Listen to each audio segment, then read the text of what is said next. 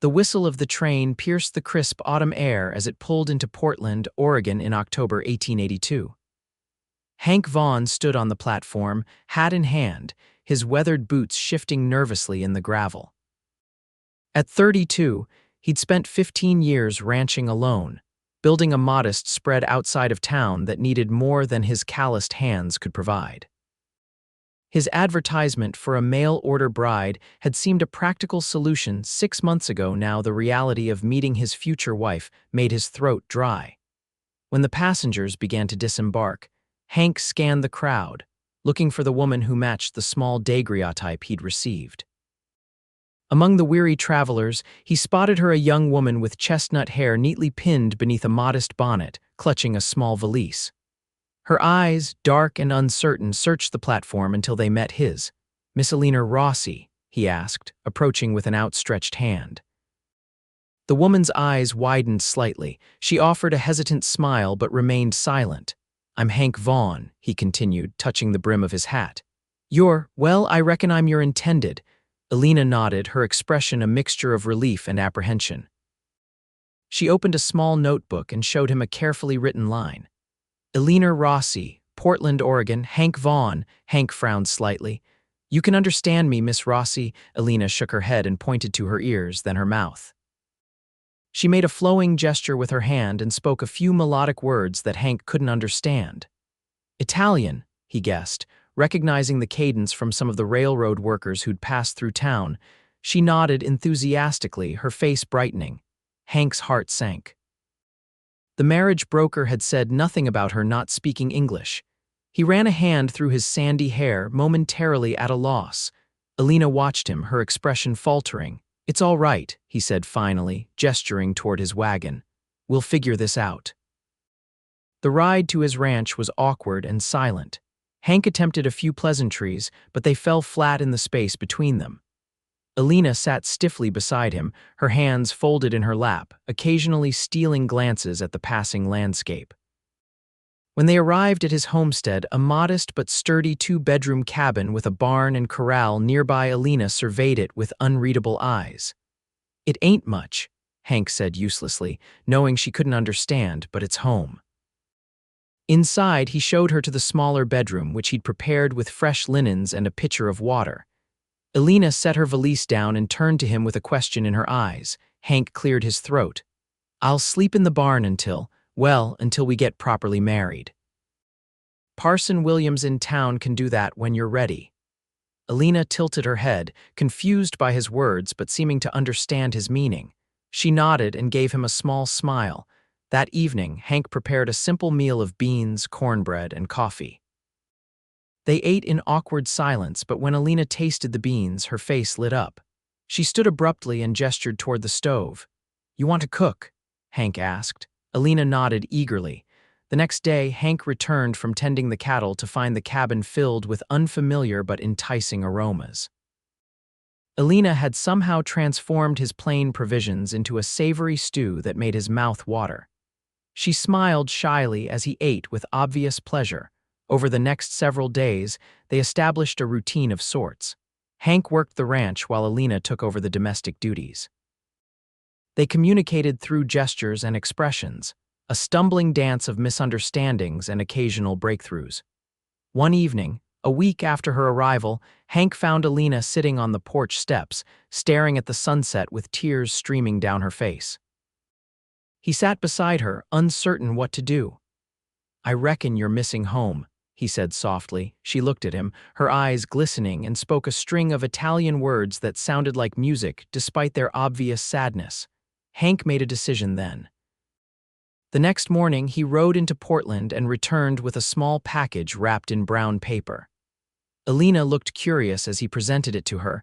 Inside was an Italian-English dictionary he'd found at the bookshop. He pointed to it, then to himself and back to her. "I'm going to learn," he said firmly. "I'll learn your language, Elena." Understanding dawned in her eyes. She opened the book with trembling fingers and pointed to a word, "Grazie." "You're welcome," Hank replied, the first of many translations to come. That night began their mutual education. They sat at the kitchen table, the dictionary between them, as Elena pointed to objects around the room and pronounced their Italian names. Hank repeated after her, his frontier-hardened tongue struggling with the unfamiliar sounds. Tavolo, Elena said, tapping the table. Tavolo, Hank repeated clumsily. Sedia, she continued, pointing to his chair.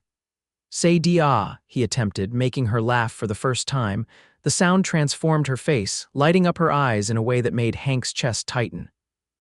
He deliberately mispronounced the next word just to hear her laugh again. As the days passed, Hank spent every evening learning Italian phrases, writing them down in a small notebook he carried in his shirt pocket.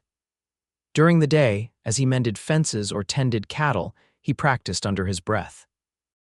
The words felt strange in his mouth, but he persisted with the same determination that had helped him build his ranch from nothing. Elena, too, began picking up English words, simple ones like water, bread, and thank you. They created a language of their own, a patchwork of Italian, English, and gestures that slowly bridged the gap between them. 2 weeks after Elena's arrival, Hank's neighbor Walter Jenkins rode over with his wife to meet the new arrival. Elena was nervous but gracious, offering them coffee and the cookies she'd baked that morning. "She don't speak English at all," Walter asked Hank when Elena was in the kitchen. "Not much yet," Hank replied. "She's Italian. Didn't the marriage broker tell you?" "Nope, said she was European is all." "Well, what are you going to do about it?" "Learning Italian," Hank said simply. Walter stared at him incredulously. "You speaking Italian?" At that moment, Elena returned with the coffee pot. Hank looked at her and said carefully, "Il caffè grave molto buono, Grazie." Elena's face lit up with surprise and pleasure. "Prego," she replied softly. That night after their guests had left, Elena approached Hank as he sat by the fire reviewing his Italian phrases. "Hank," she said, her accent making his name sound exotic. "Perché?" She pointed to the dictionary. "Why?" He understood her question. Why was he making this effort? He thought for a moment, then spoke slowly, knowing she wouldn't understand most of his words. "Because you left your home to come here," he said. "Least I can do is meet you halfway." Elena watched his face as he spoke, and though she couldn't grasp his words, something in his expression made her reach out and touch his hand. It was the first time she had initiated contact between them, and the gentle pressure of her fingers made Hank's pulse quicken. As October gave way to November, the temperatures dropped, and the first snow dusted the mountains visible from their cabin. Hank's Italian improved steadily, though he still spoke with an accent that made Elena smile. One evening, as they sat by the fire, Elena told him in halting Italian about her family in Naples, her father who had died, leaving her mother struggling to support 4 younger siblings. "The marriage broker," she explained slowly, "said America had opportunities, good men who needed wives." She looked down at her hands. "I sent most of the bride price home to my mother." Hank nodded, understanding for the first time the courage it had taken for her to travel across the ocean to marry a stranger who didn't even speak her language. "You are very brave," he told her in Italian. She shook her head. "Desperate," she replied in English, a new word she had learned. "No," Hank insisted in Italian. "Brave, strong." He flexed his arm to emphasize the point, making her laugh. As their communication improved, so did their comfort with each other. Elena began accompanying Hank on his shorter rides around the property, asking questions about ranching and the names of plants and animals they encountered. Hank discovered she had a quick mind and a natural affinity for languages. Her English was progressing faster than his Italian. One crisp morning, Hank took Elena to a ridge overlooking the valley where his cattle grazed. The landscape stretched out before them, mountains in the distance, the sky an endless blue. "Igrav bellissimo," Elena breathed. "Yes, it is beautiful," Hank agreed, watching her face rather than the view. Elena caught him looking and blushed, but didn't turn away. Something unspoken passed between them in that moment, an acknowledgement of the growing connection that transcended their language difficulties. When they returned to the cabin, Elena hesitated at the door. "Hank," she said softly. "I think, ready for Parson Williams now." Hank's heart raced. "Are you sure, Elena? You don't have to rush," she nodded firmly. "I am sure." They were married 3 days later in the small church in Portland with Walter and his wife as witnesses. Elena wore her best dress and a small bouquet of late wildflowers Hank had gathered. When Parson Williams pronounced them husband and wife, Hank kissed her gently, a brief touch of lips that held the promise of more to come. That evening, back at the ranch, their home now, truly shared, Hank carried Elena's belongings from the small bedroom to his larger one. When night fell, there was awkwardness still, but also tenderness as they learned each other in the most intimate way. Later, lying beside her in the darkness, Hank whispered in Italian, "I didn't expect you, but I'm grateful you came." Elena turned to him, tracing his jawline with her finger. "Anch'io," she replied. "Me too." Winter settled over the ranch, bringing shorter days and long evenings by the fire. Their language lessons continued, but now they also taught each other about their lives before. Elena shared stories of growing up in Naples, the crowded streets, the azure sea, the food and music. Hank told her about his journey west as a young man, the hardships of establishing his ranch, the loneliness of the years before she came. "Were there no women here you could marry?" Elena asked one evening. "Some," Hank admitted, "but none that seemed right. I almost gave up on having a family." "And now," she prompted. Hank took her hand. "Now I'm hopeful again."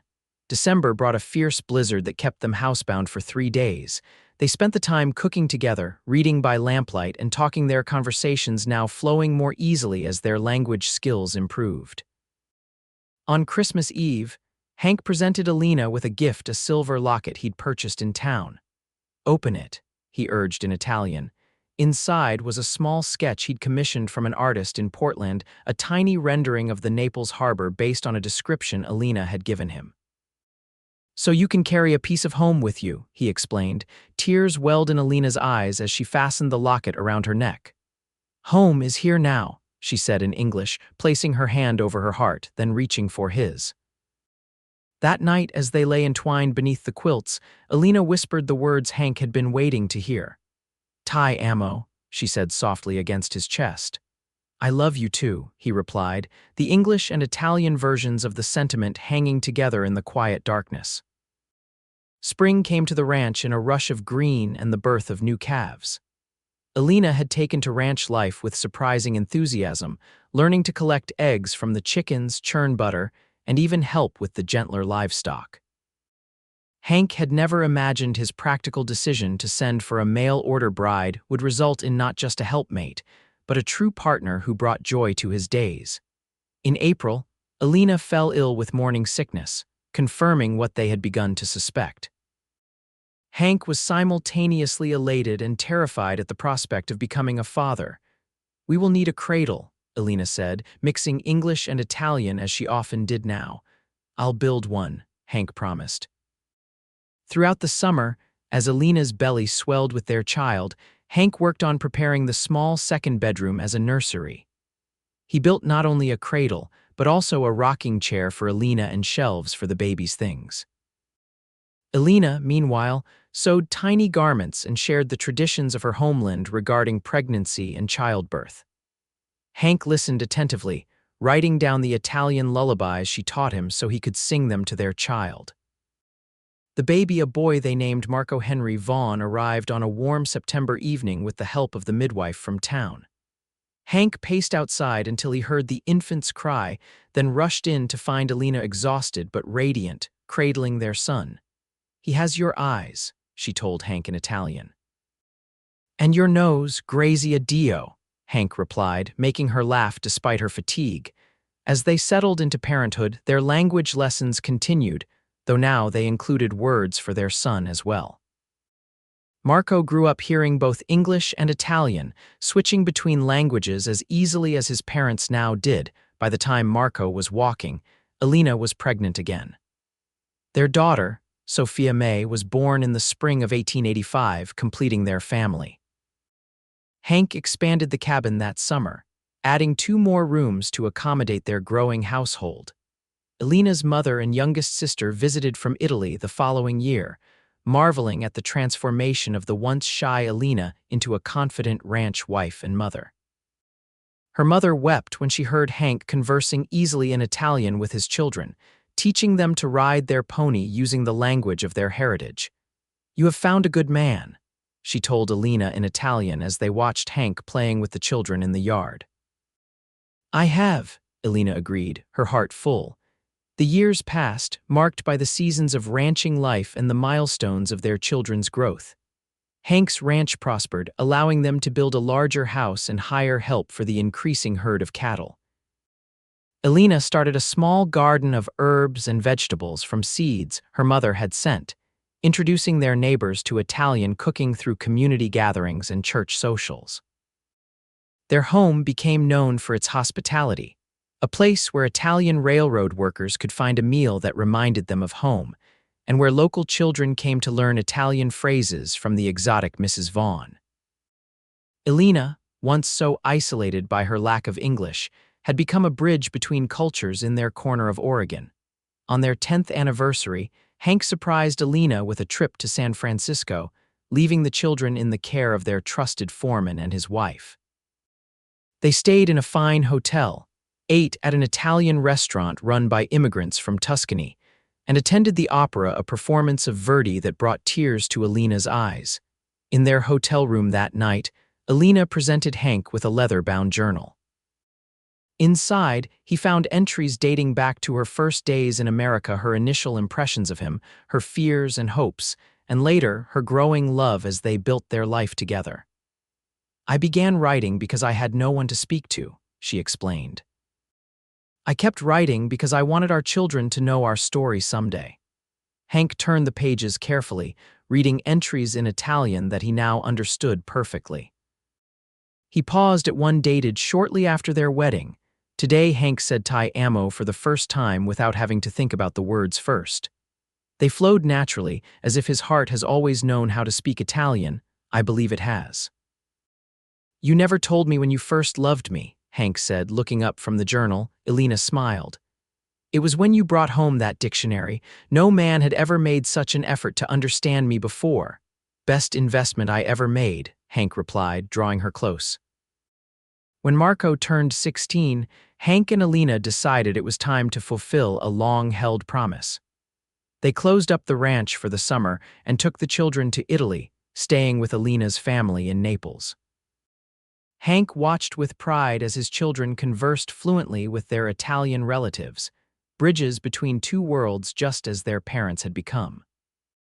Standing with Elena on the balcony of her childhood home, overlooking the Bay of Naples, Hank reflected on the strange turns of fate that had brought them together. If that marriage broker had told me my bride wouldn't speak English, I might have said no, he admitted. And if they had told me my husband would be a cowboy who knew nothing of city life, I might have been too afraid to come, Elena replied. Siamo stati fortunati, Hank said. We were lucky. No, Elena corrected him, switching to the English they now shared equally with Italian. We were blessed. As their children grew into adults, Marco took over management of the ranch, which had grown to one of the most prosperous in the region. Sophia, who had inherited her father's facility with languages and her mother's determination, became a teacher and later an interpreter for the increasing number of immigrants arriving in Portland. In 1907, for their 25th wedding anniversary, Hank and Elena hosted a celebration that brought together friends from both their worlds, ranchers and merchants from Oregon, Italian immigrants who had settled in the area, and relatives who traveled from Italy for the occasion. The feast featured both American and Italian dishes, and toasts were offered in both languages. When it was Hank's turn to speak, he stood with Elena's hand in his, looking at the gathering of people who represented the bridge they had built between cultures. 25 years ago, I met a woman who couldn't understand a word I said, he began, drawing laughter from the crowd. Some might have seen that as a problem. I came to see it as the greatest opportunity of my life. He turned to Elena, continuing in fluent Italian. Learning your language taught me more than words. It taught me patience, humility, and the value of seeing the world through different eyes. Every phrase I learned brought me closer to understanding your heart. Elena's eyes glistened as she replied in English. And every English word I learned gave me roots in this new soil without having to cut the ones that held me to my homeland. Later that night, after the guests had gone and their grown children had retired to their rooms, Hank and Elena stood on the porch of the home they had built together, looking out at the ranch bathed in moonlight. "If I had to do it all over again," Hank said, "I wouldn't change a thing." "Nemino io," Elena agreed. "Not I either." In the quiet of the night, they didn't need many words in either language to express what had grown between them. The journey that had begun with a dictionary and hesitant phrases had blossomed into a love that transcended words altogether. They had built a life where two languages, two cultures, and two hearts had become one family, rooted in the understanding that true communication begins with the willingness to learn another's language, both spoken and unspoken. As they walked hand in hand back into their home, Hank thought of the young man he had been, standing nervously on that train platform in Portland, unaware that the greatest adventure of his life was about to begin with a simple misunderstanding and the determination to bridge it. "Buonanotte, mio amore," he whispered to Elena as they retired. "Good night, my love," she replied, the English and Italian versions of their endearment entwining like their lives, creating something stronger and more beautiful than either could have been alone. And so it remained throughout their lives, a love story written in two languages but speaking with one heart, proving that sometimes the most profound connections begin when we are willing to learn new words for the things that matter most.